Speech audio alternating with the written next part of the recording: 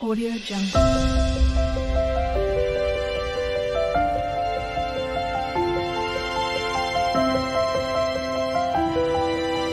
Audio Jungle. Hello friends, कैसे हैं आप सब लोग। आज हम लोग इस वीडियो में ऊर्ध्ववात, ठीक है, इसके बारे में डिस्कस करेंगे। ऊर्ध्ववात आज आयुर्वेद में वात व्याधियों के जो ग्रुप है उसके अंतर्गत बताई जाती है, इसका वर्णन होता है और आधुनिक चिकित्सा में इसका सामंजस्य बेल्चिंग से किया जाता है। और अगर कॉमन लैंग्वेज में बोला जाए तो जो एक्सेसिव बर्पिंग होती है, जो व्यक्ति को अत्यधिक मात्रा में जो डकार आती है, उसके बारे में जो है आयुर्वेद में ऊर्ध्ववात रोग का संज्ञा देकर के आयुर्वेद में वर्णन किया गया है। इस वीडियो में हम लोग देखेंगे ये ऊर्ध्ववात होता क्या है सबसे पहले, इसके बाद इसकी उत्पन्न कैसे होता है। ये जो है ये पेट में जाकर के जो भोजन आदि होता है, ये अत्यधिक डकार किस प्रकार से उत्पन्न करता है, इसके लक्षण क्या होते हैं। अत्यधिक डकार के साथ साथ इसके और क्या क्या लक्षण देखने को मिलते हैं, यह कितने प्रकार का होता है और कैसे इसकी चिकित्सा कर सकते हैं, मतलब कि इसके क्या क्या इलाज कर सकते हैं। तो कैसे व्यक्ति को होती है अत्यधिक डकार और इसके आयुर्वेद में किस प्रकार से उपचार किया जाता है, इसके बारे में हम लोग इस वीडियो के माध्यम से डिस्कस करेंगे। वीडियो को आगे देखने से पहले अगर आपने अभी तक हमारे चैनल को सब्सक्राइब नहीं किया तो सब्सक्राइब कर लीजिए, जिससे आपको आने वाली वीडियोज़ के नोटिफिकेशन मिलते रहेंगे। आप हमें फेसबुक और इंस्टाग्राम पे भी फॉलो कर सकते हैं, जिसका लिंक डिस्क्रिप्शन में दिया हुआ है। तो चलिए स्टार्ट करते हैं। ऊर्ध्ववात होता क्या है, ठीक है। तो परिचय की अगर बात की जाए तो ऊर्ध्ववात जो रोग है ये अनाह और आदमान से मिलती जुलती अवस्था है, ठीक है। संहिता ग्रंथों में ऊर्ध्ववात का अत्यंत संक्षिप्त वर्णन मिलता है। ऊर्ध्ववात में गुल्म रोग के तथा कुछ लक्षण उदावर्त रोग के भी मिलते हैं।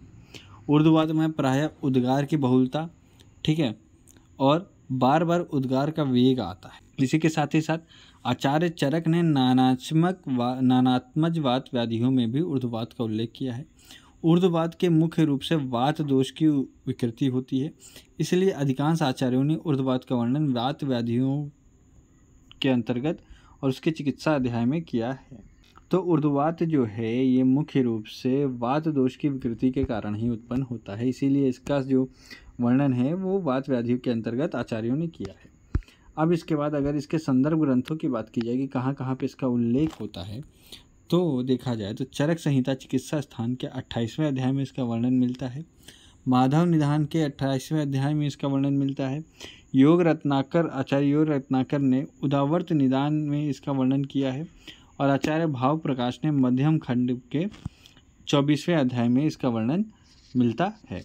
अब इसके बाद अगर जो इसकी व्युत्पत्ति या निरुक्ति की बात की जाए तो व्युत्पत्ति निरुक्ति में देखा जाए तो ऊर्ध्ववात जो है वो दो शब्दों से मिलकर बना है, ऊर्ध्व और वात, मतलब कि शरीर के ऊर्ध्व भाग में रहने वाली वायु।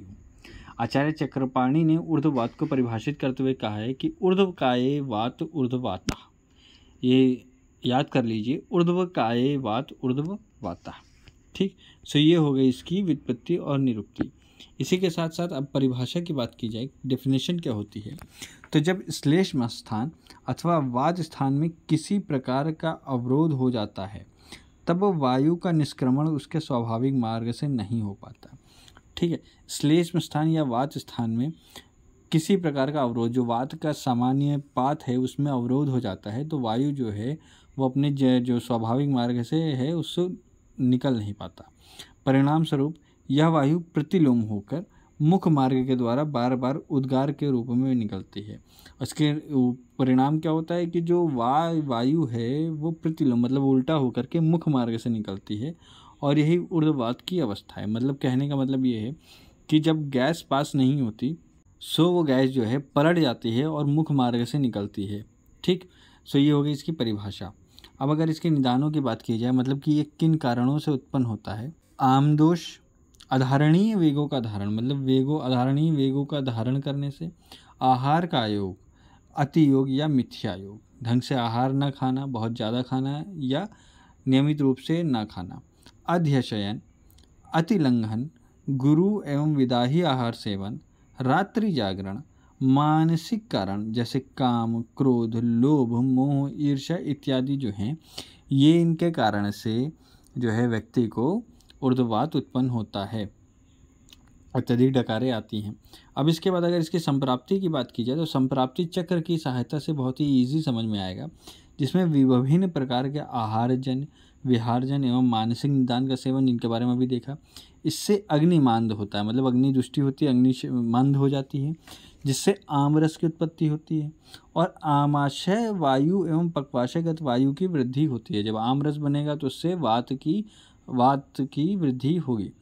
पक्वाशय में पुरुष का अत्यधिक शुष्क हो जाना, जब पक्वाशयगत वात बढ़ेगा तो इसमें जो पुरुष है वह अत्यधिक शुष्क हो जाएगा।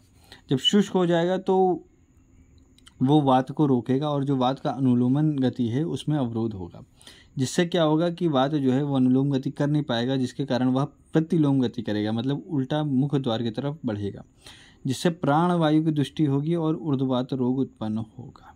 ठीक, सो ये होगी इसकी संप्राप्ति। अब इसके बाद देखते हैं इसके संप्राप्ति घटक। सो अगर दोष की बात की जाए तो वात और कफ इसमें दोष बताए गए हैं। अब कफ दोष क्यों बताया गया है उसके बारे में देखते हैं कि आचार्य भावमिश्र जी ने स्वकारणों से प्रकुपित समान वायु तथा कफ तथा अपान वायु से अधोनिरुद्ध होकर बार बार उद्गार का उत्पन्न होना बताया है। इसी कारण दोष के अंतर्गत कफ का भी वर्णन मिलता है। दोष की बात की जाए तो रस धातु और पुरुष। अधिष्ठान की बात की जाए तो आमाशय और पक्वाशय में यह व्याधि उत्पन्न होती है। स्रोतस कौन कौन से दुष्ट होते हैं, उसमें अन्नवा और पुरुषवा स्रोत दुष्ट होते हैं। स्रोतोरुष्टि का प्रकार क्या है, संग और विमान गमन। अग्नि की स्थिति की बात की जाए तो अग्निमांद होता है। स्वाभाविक स्वभाव देखा जाए तो मृदु होता है व्याधि का स्वभाव, और साध्यता असाध्यता में देखा जाए तो यह कृच्छ साध्य या साध्य व्याधि के अंतर्गत आती है। अब इसके बाद अगर जो इसके भेद की बात की जाए, ठीक है, तो इसमें दो प्रकार के भेदों का वर्णन आचार्यों ने किया है, आमाशयोक्त ऊर्ध्ववात और पक्वाशयोक्त ऊर्ध्ववात। अब सामान्य लक्षण की बात अगर की जाए तो सामान्य लक्षण में उद्गार बाहुल, मतलब एरेक्टेशन या बेल्चिंग, मतलब कि एक्सेसिव डकार आना, ये देख सकते हैं आप। उदर में भारीपन, हैवीनेस लगती है एब्डोमेन में, अनाह उत्पन्न होता है, कॉन्स्टिपेशन होता है, और अनाह के बारे में मैंने वीडियो बना दिया है, आप उसके बारे में देख सकते हैं। इसके बाद आदमान उत्पन्न हो सकता है, मतलब कि टेम्पेनाइटिस उत्पन्न हो सकता है। आमज शूल उत्पन्न हो सकता है, जो एब्डोमिनल पेन होता है वो उत्पन्न हो सकता है।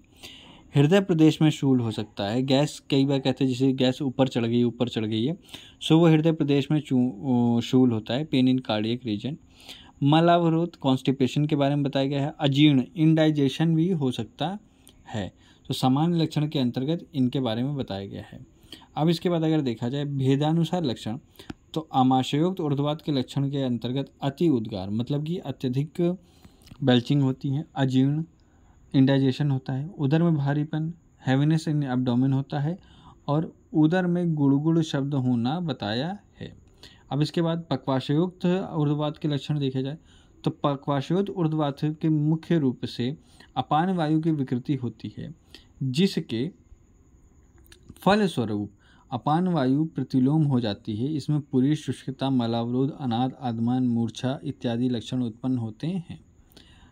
ठीक है, अब इसके बाद देखा जाए सापेक्ष निदान, मतलब डिफरेंशियल डायग्नोसिस की बात की जाए तो ऊर्ध्ववात के सापेक्ष निदान कौन कौन, जैसे अनाह हो गया, आदमान हो गया, प्रत्यादमान हो गया, उदावर्त हो गया, इनसे इसके जो लक्षण आदि हैं ये मिलते हैं। सो इनके बारे में भी मैंने अनाह के वीडियो लेक्चर में बता दिया है, आप वहाँ देख सकते हैं। और अगर आपको ना समझ में आए तो आप कमेंट बॉक्स में कमेंट कर दीजिएगा। मैं जो ये सापेक्ष निदान है, इन व्याधियों का जो कॉमन ग्रुप है, इसके बारे में एक अलग से फुल एक्सप्लेन्ड वीडियो लेक्चर डालूंगा, आपको तब समझ में आ जाएगा। साध्यता असाध्यता की बात करते हैं तो ऊर्ध्ववात में मुख्यतः वात दोष की मुख्य विकृति होती है, अतः वात अनुलोमन चिकित्सा करने से ऊर्ध्ववात प्रायः साध्य हो जाता है। अगर चिकित्सा सिद्धांत की बात की जाए तो दीपन पाचन औषधियों का प्रयोग करना चाहिए, इसी के साथ दीपन पाचन चिकित्सा का प्रयोग करना चाहिए और वात अनुलोमन चिकित्सा का प्रयोग करना चाहिए। ठीक है, ऊर्ध्ववात की जो संपूर्ण चिकित्सा है वो मुख्यतः अनाह वर्णित चिकित्सा के अनुसार ही करनी चाहिए, जिसमें चूर्ण, वटी, रस आदि जो हैं वो अनाह में जो प्रयोग होते हैं वो यहाँ भी प्रयोग कर सकते हैं। इसी के साथ ही साथ अगर देखा जाए तो कुछ चूर्ण हैं अलग से, उनके बारे में बताया है, जैसे विश्वाची चूर्ण। इसके मुख्य घटक के बारे में जाना जाए तो शुंठी, विधारा, निशोत, हरितकी, हिंगू, चित्रक होते हैं। अभिपत्तिकर चूर्ण होता है, इसका प्रयोग कर सकते हैं जिसमें तिव्रत, लवंग आदि प्रयोग होते हैं। दशमूलादि घृत का प्रयोग कर सकते हैं जिसमें दशमूल द्रव्य और गोघृत होता है। एरंड तैल का प्रयोग कर सकते हैं जिसमें एरंड होता है, या अभयारिष्ट का प्रयोग कर सकते हैं जिसका जो प्रमुख घटक होता है वो अभय होता है। इसी के साथ ही साथ अगर अनाहत चिकित्सा की बात की जाए तो अनाह में शोधन चिकित्सा के अंतर्गत वमन कराया जा सकता है, ठीक है, और विरेचन कराया जा सकता है और बस्ती कराई जा सकती है। इनके बारे में मैंने डिटेल लेक्चर अनाह में डाला है और जिसका वीडियो लेक्चर मैंने डाला हुआ है आप देख सकते हैं।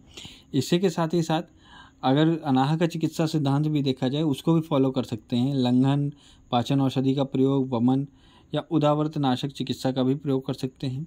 उदावर्त पे मैं वीडियो बना दूंगा अभी कुछ दिन में, वो भी आप देख लीजिएगा। अब इसके बाद अगर देखा जाए आदर्श चिकित्सा पत्र के बारे में तो निदान परिवर्जन करना चाहिए। इसके बाद अनुलोमन चिकित्सा करनी चाहिए। प्रातः की बात की जाए तो अभिपत्तिकर चूर्ण 3 ग्राम, पंचकोल चूर्ण जो है वो 2 ग्राम। इन दोनों को उष्ण जल के साथ दिन में 2 बार प्रयोग कर सकते हैं। तिव्रत चूर्ण को घृत के साथ 3 ग्राम दिन में 2 बार प्रयोग कर सकते हैं। भोजन के बाद की बात की जाए तो अभयारिष्ट को संभाग जल के साथ 20 ml लेकर के दिन में 2 बार प्रयोग कर सकते हैं। रात्रि में हरितकी चूर्ण 3 ग्राम उष्ण जल के साथ 1 बार प्रयोग कर सकते हैं।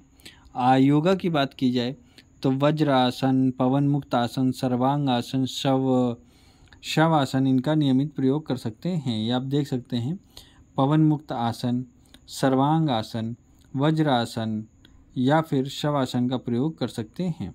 अब इसके बाद अगर पथ्य अपथ्य की बात की जाए तो आहार पथ्य में देखा जाए तो मसूर, मूंग, परवल, बथुआ, मेथी, करेला, अदरक, लहसुन, प्याज, लौकी, तोरई, पुनर्नवा, जीवंती, लघु सुपाच्य आहार, पपीता, केला, अंगूर, नींबू, चीकू, अनार इत्यादि का प्रयोग कर सकते हैं।